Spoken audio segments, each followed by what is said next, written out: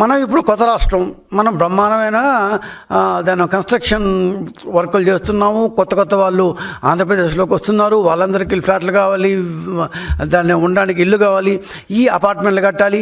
దీంతో కన్స్ట్రక్షన్ ఖర్చు తడిసి మోపెడవుతుంది మనకు. సో ఈ కన్స్ట్రక్షన్ ఖర్చు తగ్గడం మనకు అత్యవసరం ఆంధ్రప్రదేశ్ సంబంధించినంత వరకు. దీంట్లో సిమెంట్ మీద ట్యాక్స్ తగ్గింది. సో ఇల్లు కట్టుకునే వాళ్ళు సంతోషంగా ఇల్లు కట్టుకోవచ్చు. సిమెంట్ మీద ట్యాక్స్ తగ్గింది. కన్స్ట్రక్షన్ వస్తువులు, మార్బుల్ కావచ్చు, గ్రానైట్ కావచ్చు, టైల్స్ కావచ్చు, వీటన్నిటి మీద కనీసం పక్షంలో 3 నుంచి 4.5% ట్యాక్స్ అనేది తగ్గుతోంది on the whole. So construction ఖర్చు కనీసం 5% వరకు దాన్ని తగ్గే అవకాశం ఉంది ఓవరాల్ మీద.